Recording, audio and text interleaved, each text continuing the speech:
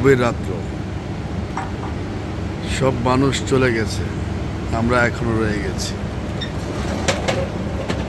আইকনিক্স নিয়ে এখনো মিটিং চলছে।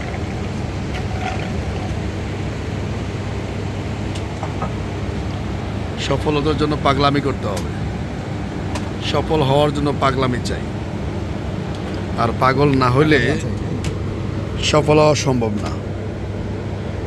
এবারের সফলতা হবে ইনশাল্লাহ বিশ্বব্যাপী। সফলতার সংগ্রাম,